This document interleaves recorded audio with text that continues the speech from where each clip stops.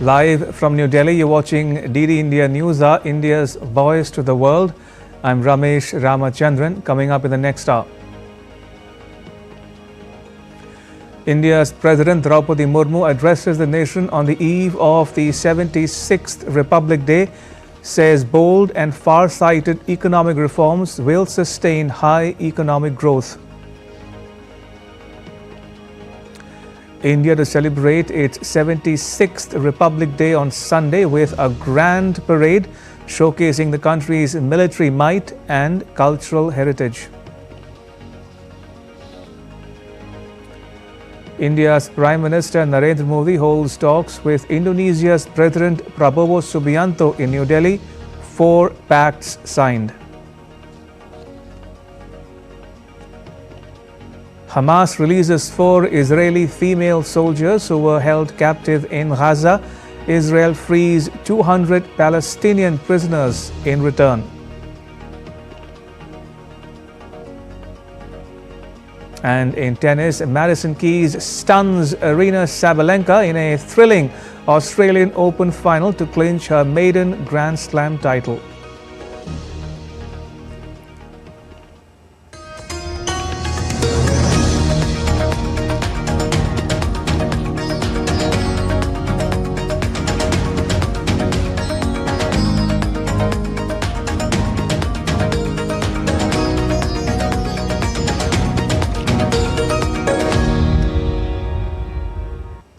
On the eve of India's 76th Republic Day, President Droupadi Murmu addressed the nation.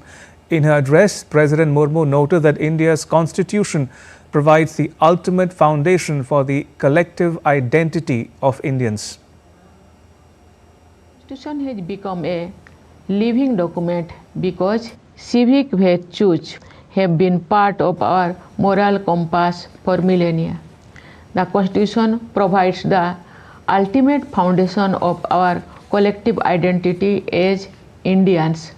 It binds us together as a family. For 75 years now, it has guided the path of our progress. President Murmu also highlighted India's recent economic growth story. She said bold and far-sighted economic reforms would sustain high economic growth rate in coming years. In recent years, the economic growth rate has remained persistently high, creating job opportunities for our youth, putting more money in the hands of farmers and laborers, and also lifting more people out of poverty. The bold and far-sighted economic reforms will sustain this trend in the years to come. In her address, President Murmu acknowledged the role of India's mission lifestyle for environment in inspiring individuals and communities to be proactive in protecting and preserving the environment. At the global level, India is leading a mass movement called Mission Lifestyle for Environment to inspire individuals and communities to be more proactive in protecting and preserving the environment. Last year, on World Environment Day, we launched a unique campaign, Ek Ped Maa Ke Naam, paying tribute to the nurturing power of our mothers as well as of Mother Nature.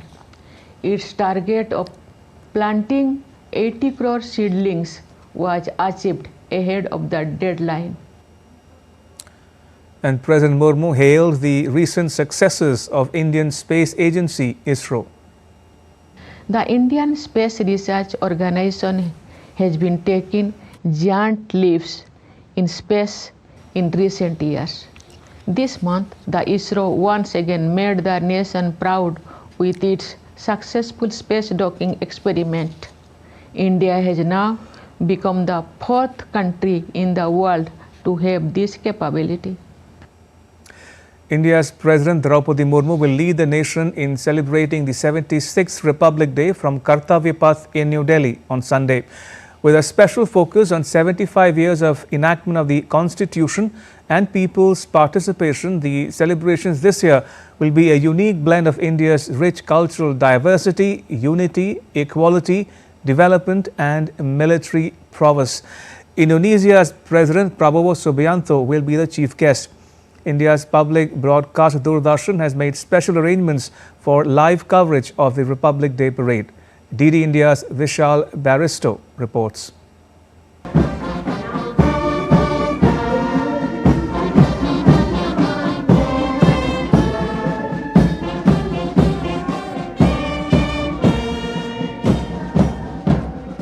India is all set to celebrate Republic Day parade on January 26th. The day marks the adoption of India's constitution and the country's transition to a republic on January 26, 1950. The grand celebration will showcase country's cultural diversity and military strength, with a special focus on the 75th anniversary of the enactment of Indian constitution and the theme of Jan Bhagidari, which means people's participation. Two tableaux during the parade will showcase the celebration of 75 years of constitution. Floral decorations, view cutters will be depicting the theme.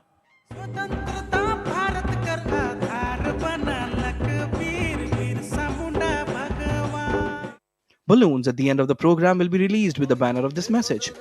The chief guest for the parade will be Prabowo Subianto, President of Republic of Indonesia. The parade will feature a 160-member marching contingent and 190-member band from Indonesia, joining Indian Armed Forces contingents on Kartavya Path in national capital, New Delhi. India's public broadcaster Doordarshan will telecast the entire event live for viewers across the globe. More than 50 cameras have already been set up for the mega event. So the entire team of Prasar Bharati, both Doordarshan as well as All India Radio, and their all the constituent units, officers, staff, personnel, all of them have been working tirelessly to ensure that the telecast and the radio cast of this very important, the most important event of our country happens smoothly. The event would be covered in 4K format and would also be aired on Doordarshan's OTT platform Waves. Each time we try to do something better, something which has not been attempted in the past. So one of the things that we are doing this year on the Doordarshan coverage is that we are deploying full 4K cameras, where for the last 10 years we had been doing an HD coverage. But now in terms of the picture quality, this is going to be about 8 times better compared to previous years. The parade commences at the iconic Raisina Hill near the Droupadi Bhavan or President's House and makes its way along Kartavya Path past India Gate and concludes at the historic Red Fort. Each state will present its beautifully decorated tableau, showcasing its unique culture and traditions, truly embodying the spirit of Jan Bhagidari. From traditional dances to elaborate floral decorations, every element speaks volumes about unity that binds us despite our diversity. Along with Doordarshan, the All India Radio would also air live broadcast of the event. Vishal Baristo's report for DD India. As India prepares to celebrate its 76th Republic Day on Sunday, heightened security measures are in place across the nation. President Droupadi Murmu will lead the celebrations at Kartavya Path in New Delhi. Extensive security arrangements, including checks along the parade route and rooftop surveillance, have been made in New Delhi along with traffic restrictions. Meanwhile, heightened security has also been made in Jammu and Kashmir, Kanpur and along the India-Bangladesh border to ensure a safe and peaceful Republic Day. As India is all set to celebrate its 76th Republic Day on January 26, security measures have been heightened across the nation. President Droupadi Murmu will lead the celebration at Kartavya Path in New Delhi. This year's celebrations focus on 76 years of the Constitution and Jan Bhagidari, highlighting India's cultural diversity, unity, development and military strength. Security arrangements in central Delhi for Republic Day include extensive checks of buildings and people along the parade route at Lal Killa. Measures also include rooftop surveillance and patrolling of the Yamuna Khadar area. Overall लगभग हम कह रहे हैं कि 1 लाख के लगभग लोग आएंगे जो मिनिमम इस रिपब्लिक डे का आनंद लेंगे और I wish all of them very best कि आप आइए, एक देश की प्रेम भावना से भर के अपने यहाँ पे आइए। और पुलिस को हमने चूंकि आपको बताया कि 6 लेयर ऑफ हमारी सिक्योरिटी है, वो आपकी सबकी सिक्योरिटी के लिए ही हमने लेयरिंग की हुई है, चाहे व्हीकल चेकिंग हो चाहे पर्सनल चेकिंग हो, तो उसमें आप अपना कोऑपरेट जरूर करें। Delhi Police has also issued a traffic advisory for smooth movement during the Republic Day parade. The parade will follow its usual route from Vijay Chowk to the Red Fort, impacting key roads like Kartavya Path, Sea Hexagon, Tilak Marg, and Bahadur Shah Zafar Marg. Traffic restrictions began on Saturday evening to accommodate the event and security measures. In preparation for the upcoming celebrations, the district administration and police authorities of Riyasi in Jammu and Kashmir have intensified security measures to ensure a peaceful and safe environment. हमने जो अलग जो हमारे नाकाज हैं, जो हमारे district में different नाकाज हैं, उनको भी हमने हदायत दी गई कि वो सख्ती से पेश आएँ और 24/7 उनकी गाड़ियों की चेकिंग करें और कोई भी जो सस्पिशियस एक्टिविटी नोटिस होती है उसको हमें जल्दी से जल्दी रिपोर्ट करें. In Jammu and Kashmir's Akhnoor, security forces carried out vehicles checking to ensure peaceful and safe environment in the region. Security has also been tightened in Kanpur for the Republic Day celebrations. Various measures have been implemented, including inspections by the bomb squad at cinema halls and other large public gathering places. Meanwhile, due to changed scenario in Bangladesh, an operational alert has been initiated across all field formations along the 4,096-kilometer India-Bangladesh border to ensure heightened security and strengthen border outposts. Bureau Report, DD India. On the eve of Republic Day, the Indian government announced 942 service medals, including 95 gallantry medals for personnel of various central and state police forces. According to the Home Ministry, out of the 95 gallantry awards, 28 have been awarded to security personnel for their service in left-wing extremism-affected areas and 28 medals to security forces in the Jammu and Kashmir region. 3 medals were awarded to personnel in the northeast and 36 more medals to personnel from other regions. The fire services personnel won 17 medals. Out of the 101 President's Medals for Distinguished Service, 85 have been awarded to police personnel, 5 to fire services personnel, 7 to civil defense and home guard service, and 4 to correctional service. Still to come on DD India NewsHour. US top court clears the extradition of a terrorist of Pakistani origin to India for his role in the 2008 Mumbai terror attacks. Ukraine's President Volodymyr Zelensky hopes that Europe and the US will be involved in peace talks. And Belarus to hold presidential election on Sunday.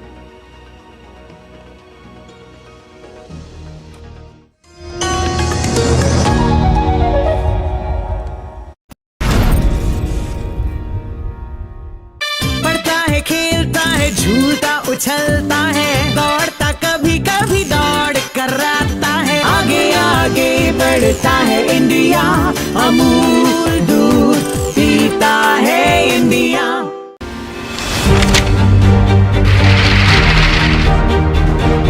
India, that is Bharat, shall be a sovereign democratic republic. Take a decision in common and march in a cooperative way on that road which is bound to lead us to unity. All that we require is honesty of purpose, firmness of determination, a desire to understand each other's viewpoints, birthright of equity and equal opportunity in this country. DD India takes you back in time and takes you back to the golden era from where it all started. DD India presents before you We the People of India, India's constitution and its legacy.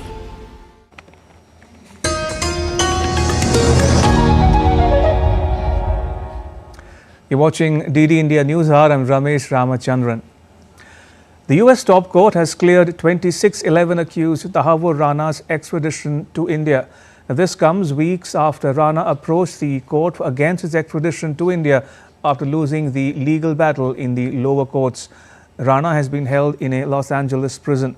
The US agency FBI arrested Rana from Chicago in 2009.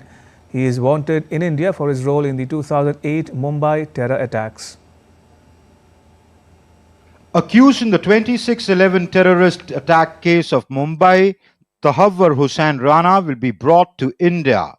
The US Supreme Court has approved Rana's extradition. On January 21st this year, the US Supreme Court rejected his appeal against extradition. Rana's lawyer had appealed to the US Supreme Court to review the lower court's decision to extradite him to India. He cited the principle of double jeopardy, which prevents a person from being prosecuted or punished twice for the same crime. But the Supreme Court rejected his argument in its decision. Rana's involvement in the attack came to light during investigations conducted by Indian and American authorities. Rana, who operated a travel agency in Chicago, was found to have provided logistical support to David Coleman Headley, an American terrorist of Pakistani descent who conducted reconnaissance missions of installations and buildings in Mumbai prior to the 26/11 attacks. Rana, a Pakistani-Canadian businessman, played a crucial role in providing support and logistics to the perpetrators of the deadly attack that shook Mumbai. Tahawwur Rana was convicted in a US federal court on 2 charges related to his support for Lashkar-e-Taiba that carried out the Mumbai attacks and another terror conspiracy in Denmark. In 2023, the Mumbai police filed a charge sheet against Tahawwur Rana in a Mumbai court. This charge sheet explains Rana's role in the attacks. This came after India sought his extradition in 2020. In 2019, India had submitted a diplomatic note to the US to extradite Rana. And on June 2020, India filed a complaint seeking the provisional arrest of Rana.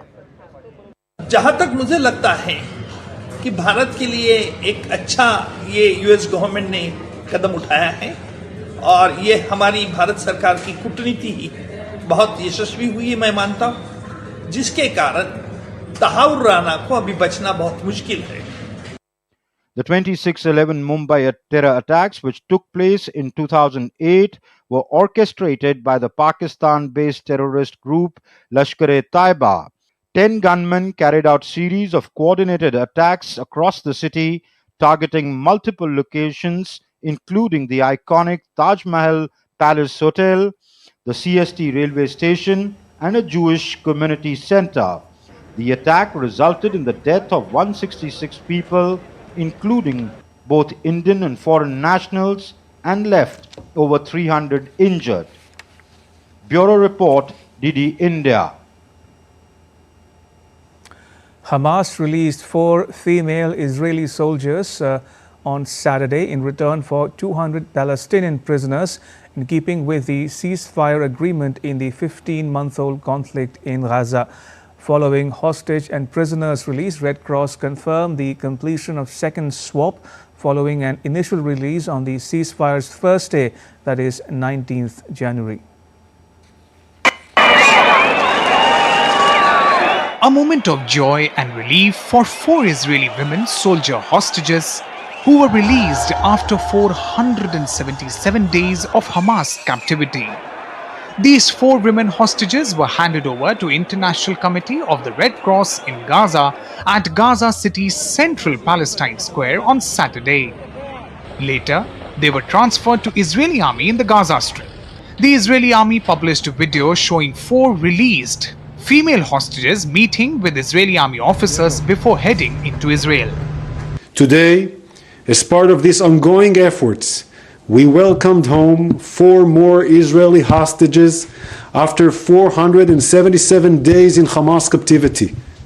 Liri Elbag, age 19, Naama Levi, age 20, Karina Arayev, age 20, Daniela Gilboa, age 20, 4 IDF soldiers who were all abducted by Hamas from Nahal Oz on October 7th, 2023.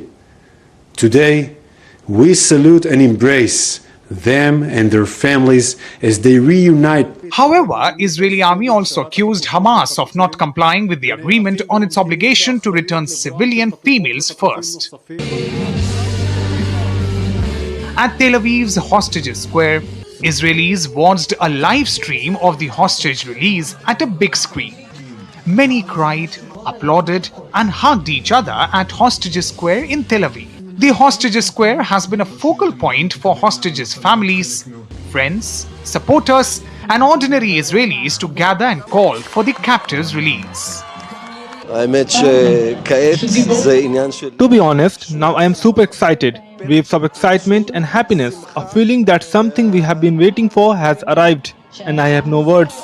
I don't believe it. We didn't believe in the past, it felt like a dream, and now it's a good dream that is coming true. I hope all the hostages will come back. Just bring them. I have criticism regarding many things, but now it is the time to be excited and happy.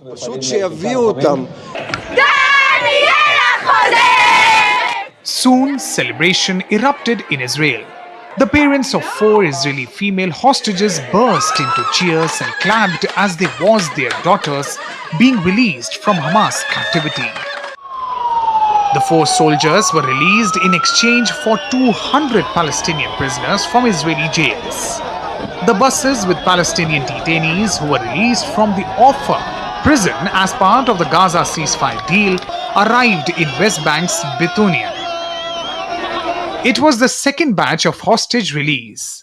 Earlier in first batch, 3 hostages held by Hamas were released on January 19 in exchange for 90 Palestinian prisoners.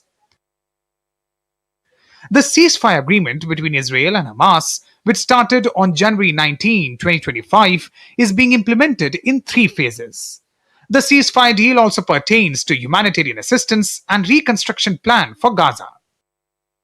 The conflict began with a cross-border attack led by Hamas on October 7, 2023, when Palestinian militants killed some 1,200 people, mostly civilians, and took around 250 others hostage. Fuzail Ahmed's report for DD India. In other news, Ukraine's President Volodymyr Zelensky has expressed the hope that Europe and the US will be involved in any talks to end the war with Russia. Speaking alongside Moldova's President Maia Sandu on Saturday, Zelensky emphasized that Ukraine must also be part of the negotiations for them to be meaningful. He also said that US President Donald Trump could help end the war, but only by including Ukraine in the discussions. Russia's President Vladimir Putin has described US President Donald Trump as pragmatic and smart, expressing doubt that Trump would lower global oil prices to harm Russia. Speaking to Russian state TV, he dismissed Trump's threats of new sanctions against Russia, saying that he doesn't believe Trump would take any action that might hurt the US economy. Expressing his willingness to meet Trump, Putin reiterated that he was open to discussions on issues such as the Ukraine war and energy prices. We hear about the possibility of imposing additional sanctions against Russia. I doubt that Trump will make such decisions that will harm the American economy itself. He is not only a smart man, he is a pragmatic man, and I can hardly imagine that there will be decisions that harm the American economy itself. It would be better for us to meet, based on the realities of today, to talk calmly on those areas that are of interest to both the United States and Russia. We are ready. Реалии сегодняшнего дня поговорить спокойно по всем тем направлениям, которые представляют. Belarus is set for a presidential election on Sunday. The election is expected to extend the 7th term in power of President Alexander Lukashenko. Lukashenko, a close ally of Russia's President Vladimir Putin, has already ruled the Eastern European country for 31 years. The exiled opposition has denounced the election, calling it meaningless pretense as all leading critics have been jailed or forced to flee. The last time Belarus staged a presidential election was in 2020. Lukashenko was declared the winner with 80% of the vote. Lukashenko faces 4 other candidates, but none has presented any serious challenge or criticism. He has said he is too busy to keep track of the election campaign, but offered a sweetener by voters this week by announcing that pensions would rise by 10% from 1st February. A Seoul court has rejected a second request on Saturday to extend the detention of impeached President Yoon Suk-yeol over his failed attempt to declare martial law, putting pressure on prosecutors to quickly indict him. The Seoul Central District Court on Saturday turned down a request for a detention extension. Yoon was arrested last week on insurrection charges, becoming the first sitting South Korean head of state to be detained in a criminal probe. His 3rd December martial law decree only lasted about 6 hours before it was voted down by lawmakers, but it still managed to plunge South Korea into its worst political crisis in decades. This follows a ruling by the same court a day earlier when a judge said it was difficult to find sufficient grounds to grant an extension. Prosecutors had planned to keep the disgraced leader in custody until 6 February for questioning before formally indicting him, but that plan will now need to be adjusted. Meanwhile, thousands of protesters supporting and opposing impeached South Korean President Yoon Suk-yeol held rival protests in central Seoul on Saturday. The Corruption Investigation Office had said Yoon's detention is due to end around January 28th, and they expect prosecutors to ask the court to extend it. But the Seoul Central District Court rejected the request by the prosecutor's office, saying that there were no substantial reasons why the prosecutors would continue the investigation.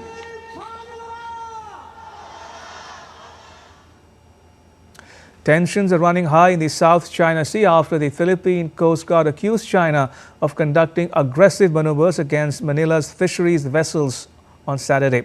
The Philippine Bureau of Fisheries vessels were reportedly harassed by 3 Chinese Coast Guard ships and a Chinese Navy helicopter, forcing them to abandon their scientific survey operations. This incident is just the latest escalation in the long-standing territorial disputes between the Philippines and China in the South China Sea. Pakistan has reported its first Mpox case this year during the screening of incoming passengers at an airport in Peshawar city of Khyber Pakhtunkhwa province. The patient is reported has to have a travel history to the Gulf countries. According to reports, the patient has been taken to Services Hospital, Peshawar for treatment. And take a look at what else is making news around the world. Cambodia approved a draft law that will jail for 5 years anyone denying atrocities, including genocide, committed by the Khmer Rouge during the late 1970s. The bill's definition of atrocities includes genocide, crimes against humanity, and war crimes.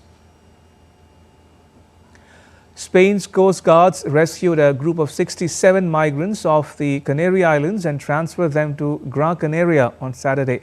The 7 Spanish islands of northwestern Africa's Atlantic coast are struggling to absorb a surge in irregular migrants, mainly from Mali, Senegal, and Morocco. Dog owners feed their pets during a dinner for dogs event ahead of the Lunar New Year in Shanghai on Saturday.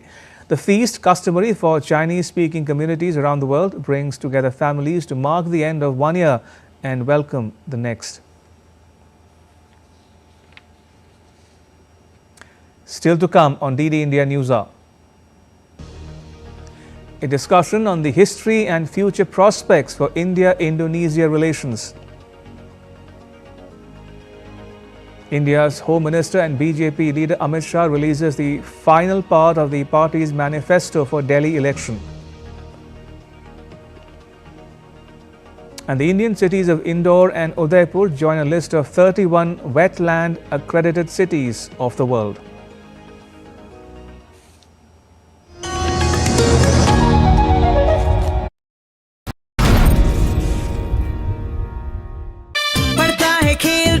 झूलता उछलता है, दौड़ता कभी कभी दौड़ कराता है, आगे आगे बढ़ता है इंडिया, अमूल दूध पीता है India.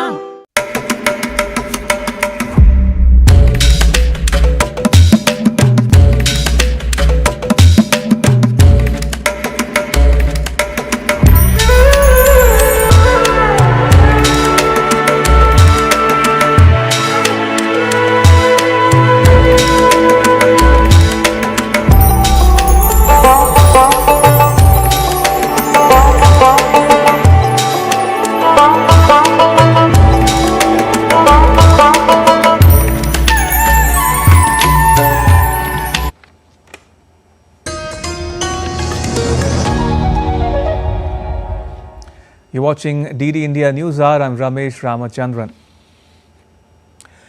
Indonesia's President Prabowo Subianto is on a 4-day visit to India, during which he met Prime Minister Narendra Modi.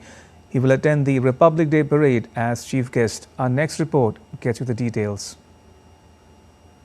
On Thursday, Indonesian President Prabowo Subianto arrived in New Delhi. This is the first visit of the president to India as head of state. Prime Minister Narendra Modi met with Indonesian President Subianto on Saturday, where the two leaders underscored the importance of historic ties and strategic partnership between the two nations. साथियों, 2018 में मेरी Indonesia यात्रा के दौरान हमने अपने साझेदारी को कॉम्प्रिहेंसिव स्ट्रेटेजिक पार्टनरशिप के रूप में आगे बढ़ाया था। आज राष्ट्रपति प्रबोवो के साथ आपसी सहयोग के विभिन्न पहलुओं पर व्यापक चर्चा हुई। रक्षा क्षेत्र में सहयोग बढ़ाने के लिए हमने तय किया है कि डिफेंस मैन्युफैक्चरिंग और सप्लाई चेन में साथ काम किया जाएगा। We discussed many key sectors of common interest in which we would like to accelerate the level of cooperation. Of course, in the economic field, this is very important, and I have given direction to my team to accelerate, to expedite, to cut bureaucracy, too much over-regulation, and to put at the foremost the common bilateral interest of India and of Indonesia. Several MOUs were signed between the two sides, from health cooperation and maritime security to digital development. MOUs signed on health cooperation, on maritime safety and security, on traditional medicine and quality assurance, and on digital development. Earlier, he was accorded a ceremonial welcome at Rashtrapati Bhavan by President Murmu and Prime Minister Modi. At Rajghat, he paid tribute to Mahatma Gandhi. On Friday, he met with External Affairs Minister Dr. S. Jaishankar here in the national capital. Tomorrow, he will be the chief guest for India's 76th Republic Day celebrations. Bureau Report, DD India.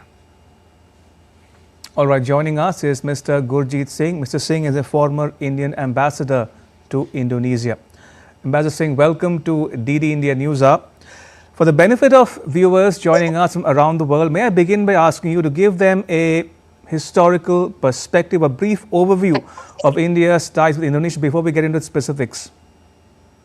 Thank you for having me. Welcome.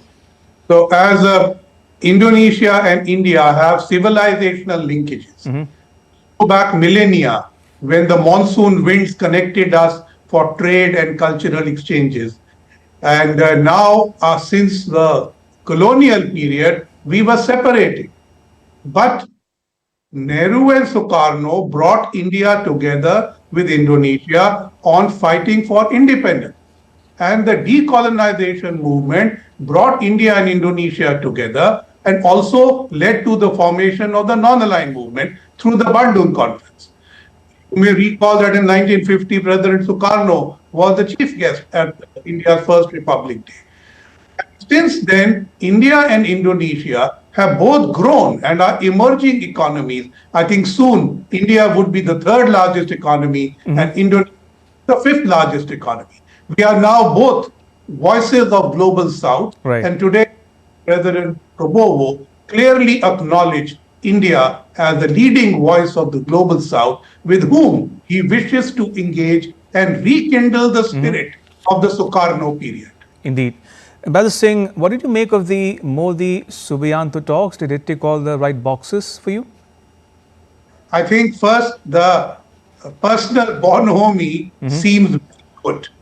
Now, this is different from President Jokowi, who was a more restrained person. But with General Subianto, I think Prime Minister Modi and he have got into the hugging relationship rather quickly, which is very good.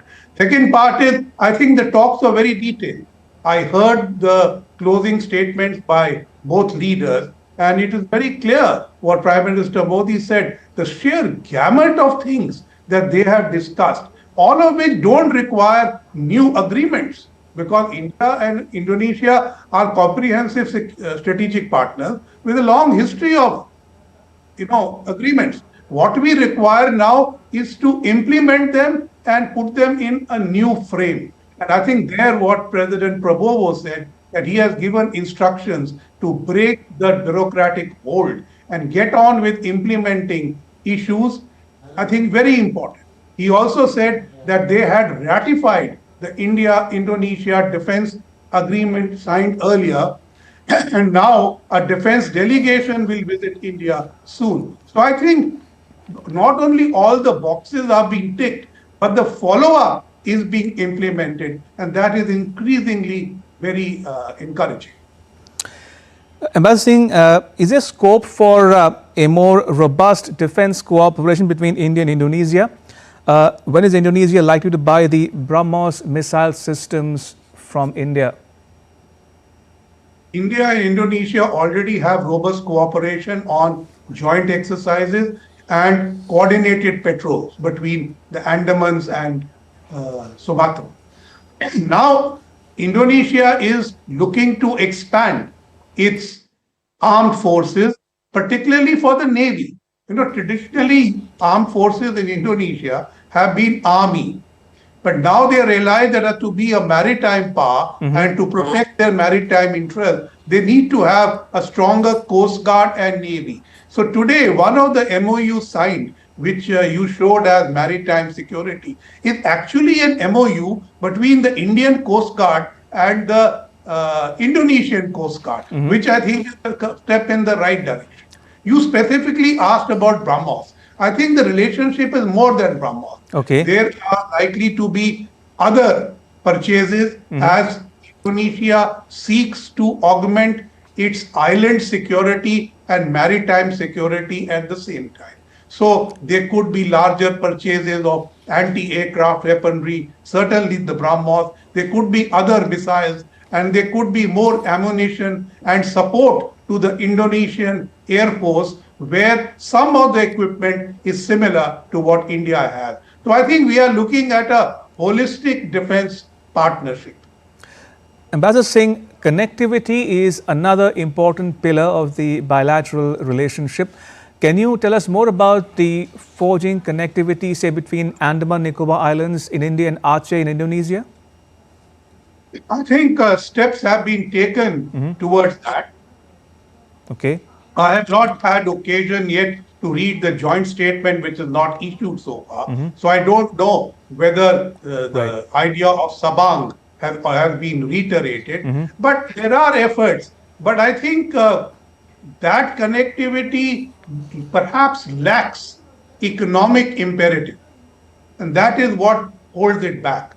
I think Indian companies developing Kuala Namu airport near Medan, or looking to develop other ports between Java and Sumatra on the Sunda Straits, I think those will be more robust connectivity projects which will give India, Indonesia, our trade is mainly coal and palm oil, which comes from Sumatra largely. So if we had a port on that area, that would have an automatic buffer of our trade. So I think that connectivity is there. But I think the agreement on digital economy, I think that is going to give you a new relationship and connectivity between India and Indonesia.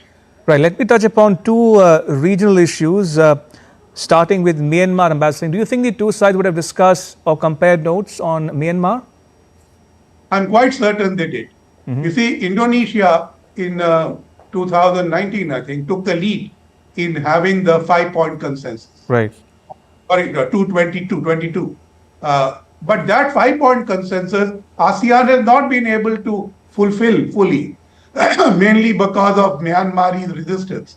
And there are some countries within ASEAN who are more like India, saying engage everybody. Thailand, Cambodia, Laos, Myanmar, Vietnam, these 5 countries to an extent have a different view. So somewhere India and Indonesia need to come together. Right. Say what is the best way forward.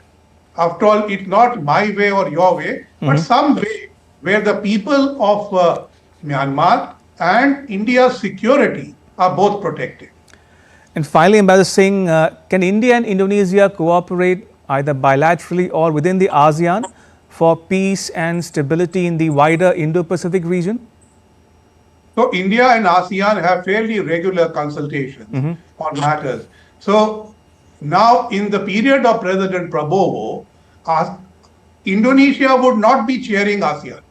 That turn will come in 2033. So it is not that there is a priority of Indonesian leadership on ASEAN.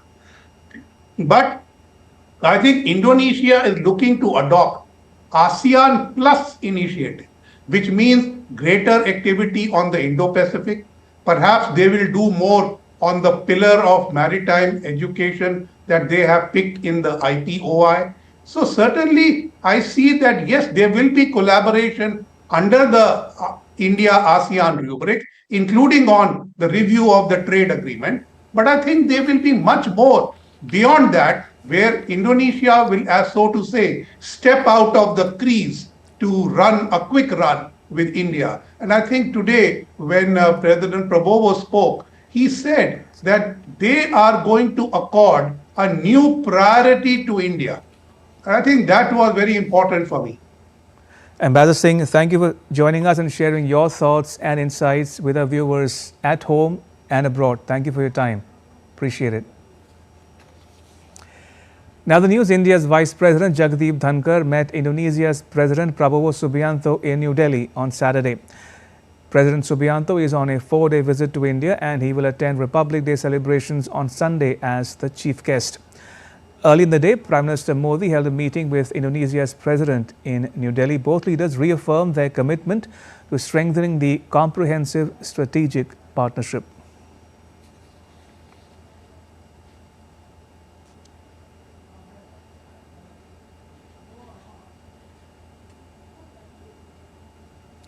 India and Indonesia took a step closer towards economic partnership on Saturday as India's Commerce and Industry Minister Piyush Goyal addressed the India-Indonesia CEOs Forum. The forum served as a platform for fostering stronger business ties and exploring opportunities in key sectors. The discussion centered on enhancing cooperation in critical sectors including energy, pharma, technology, healthcare and manufacturing. Minister Goyal emphasized the need to streamline regulations and improve the ease of doing business to unlock the full potential of this partnership. I would look at governments, businesses to converge interests, to collaborate, to work together, and businesses can act as a force of good, as a force towards prosperity and for greater stability in the Indo-Pacific region. The Indian government on Saturday announced the list of Padma awardees 2025.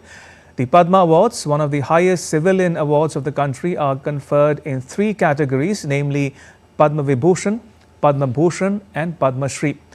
For 2025, the President has approved conferment of 139 Padma Awards, including 1 duo case. The award is counted as 1. The list comprises 7 Padma Vibhushans, 19 Padma Bhushans and 113 Padma Shri awards. 23 of the awardees are women, and the list also includes 10 persons from the category of foreigners, NRI, PIO, OCI, and 13 posthumous awardees. Some of the notables include Padma Vibhushan to Duvur Nageshwar Reddy in medicine from Telangana, Padma Vibhushan to Osama Suzuki posthumously from Japan, Padma Bhushan to Shekhar Kapoor in art from Maharashtra, Padma Bhushan to Pankaj Udha's posthumous in art from Maharashtra. Padma Shri to Arvind Sharma in literature and education from Canada. Padma Shri to Ajay V. Bhatt in science and engineering from United States of America. And Padma Shri to R. Ashwin in sports from Tamil Nadu. And Prime Minister Modi congratulated the Padma awardees. Taking to social media platform X, he wrote, and I quote, "Congratulations to all the Padma awardees. India is proud to honor and celebrate their extraordinary achievements. Their dedication and perseverance are truly motivating. Each awardee is synonymous with hard work, passion and innovation, which has positively impacted countless lives. They teach us the value of striving for excellence and serving society selflessly." Unquote. India's Foreign Secretary Vikram Misri will travel to Beijing on Sunday. Foreign Secretary will be meeting his counterpart, the Vice Minister in China, where all issues of bilateral interest will be discussed. This visit is going to happen on 26th, 27th of January. Foreign Secretary will be meeting his counterpart, the Vice Minister in China, where all issues of bilateral interest will be discussed, and that would include, I guess, Kailash Mansarovar Yatra as well. The 86th meeting of Network Planning Group under PM Gati Shakti was held to evaluate 4 rail and road projects for multimodal connectivity. The meeting was chaired by Joint Secretary of India's Department for Promotion of Industry and Internal Trade, E. Srinivas. The meeting evaluated 4 projects, including 2 railways and 2 projects of highways, for their conformity to principles of PM Gati Shakti. Among the 2 railway projects, the first project is quadrupling between Vadodara and Ratlam. The project will ease congestion on one of Western Railway's busiest corridors. The second project for railways is Brownfield Railway project in Mururai in West Bengal and Barharwa in Jharkhand. The Mururai-Barharwa third line aims to address growing passenger and freight demands in a congested corridor. Among 2 projects of Ministry of Road Transport and Highways, first one upgrading the existing road to 2-lane Tikamgarh, Badgaon, Ghuvara, Shahagarh. The other project is construction of 4-lane greenfield access controlled highway from Sultanpur to Ayodhya of National Highway 330. Indian government has announced that the unified pension scheme will be available as an option under the National Pension System for central government employees. According to an official notification, it will come into effect from April 1 this year and has potential to benefit 2.3 million employees. India's President Droupadi Murmu attended and addressed the 15th National Voters' Day celebrations in New Delhi on Saturday. The annual event commemorates the foundation day of the Election Commission of India. It aims to underline the centrality of the voter, raise electoral awareness among citizens, and inspire their active participation in the democratic process.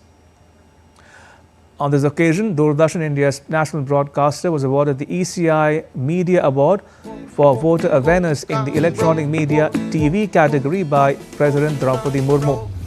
The award was bestowed upon Doordarshan for its impactful coverage, including the Chunav Ka Parv Desh Ka Garv series during the 2024 Lok Sabha election, which highlighted the importance of informed and responsible voting. While addressing the event, President Murmu hailed the increased voter turnout in the 2024 Indian general election. India's Home Minister Amit Shah released the final part of the BJP's manifesto for the Delhi election on Saturday. Key promises include ownership rights for residents of unauthorized colonies, rupees 10 lakh life insurance and rupees 5 lakh accidental insurance for gig workers, 50,000 jobs and the revival of the Yamuna River. The Delhi election will be held in a single phase on 5th February, with votes to be counted on the 8th of February. A total of 699 candidates are vying for 70 seats.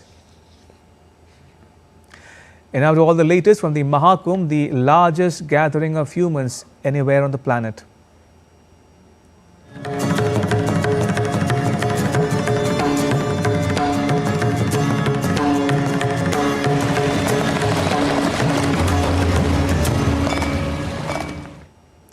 The biggest festival of faith and devotion, the Mahakumbh, is proving to be a boon for local vendors as sales have increased manifold. Deepika Metho reports.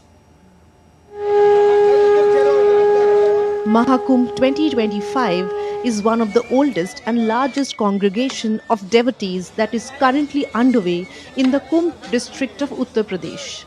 The once in 12 years event is proving to be a boon for local vendors as well, as their sales have increased drastically.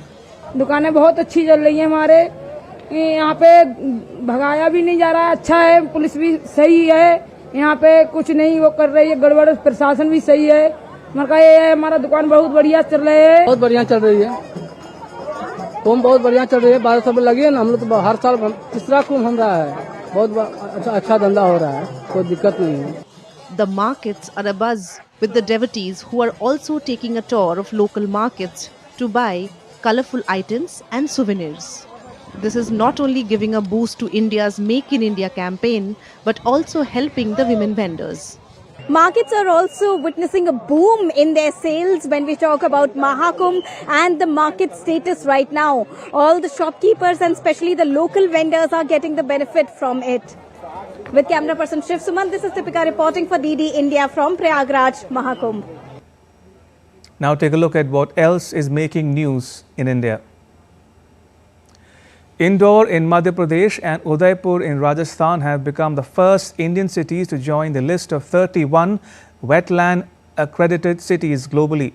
India's Prime Minister Narendra Modi congratulated the two cities for this landmark achievement, calling it as a reflection to India's dedication to sustainable development.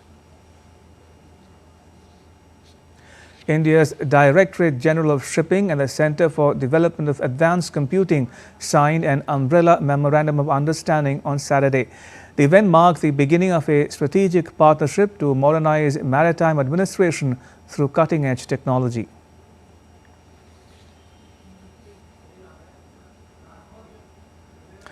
Art lovers thronged the Nepal Art Council in Kathmandu for the Nepal Art Expo, showcasing works from 119 artists across 14 countries. Organized by the NSG International Artists Group, the three-day event features 70 Nepali artists alongside creators from nations including India, France, Mexico and Austria. The exhibition serves as a vibrant platform for cultural exchange and artistic inspiration. To sports news now. In tennis, Madison Keys upset Aryna Sabalenka 6-3, 2-6, 7-5 in the Australian Open final on Saturday to win her first Grand Slam crown at the age of 29. Keys ended world number one Sabalenka's dream of becoming the first woman in 26 years to win a third successive singles crown at the Australian Open. Keys withstood a fierce fight back from the two-time defending champion. Sabalenka, the 2023 and 2024 champion, buried her head in a towel after her 20-match win streak was broken. Keys became the fourth oldest first-time winner of a major tournament since 1968. A much-awaited match between the Indo-Tibetan Border Police and the Indian Army was played on Saturday at the Khelo India Winter Games 2025 in Leh. DD India's Abhishek Mahajan was at the stadium and sent us this report.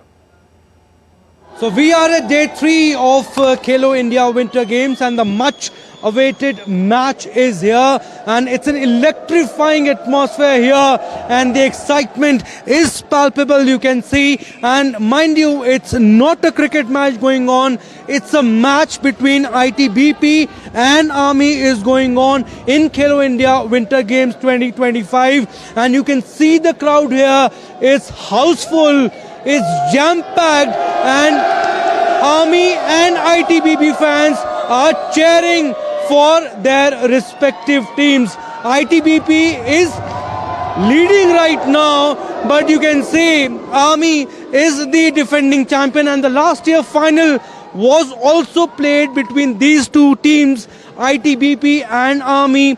Army is the defending champion and ITBP the runners-up. So 3 teams in contention for the finals. UT Ladakh has been doing exceptionally well. They have won 3 matches so far, and also ITBP and Army. But there's a fan park also behind me, and there's a big giant screen. People who could not enter the stadium, they can witness the match through the giant screen. So the match is going on between ITBP and Army. It's a league game. It's not a final, but you can see the crowd here. And if they play the finals, remember what will happen. Imagine what will happen if they play the finals also. It's a great game. It's not a final. It's a great game between ITBP and Army going on in Khelo India Winter Games ice hockey. ITBP leading currently, and this is the first period going on. But yes, as the match progresses, the excitement will also increase. With cameraman Shubham Sharma, this is Abhishek Mahajan in Leh for DD India. And that's all for this edition of DD India NewsHour. Let us know your thoughts on the news of the day.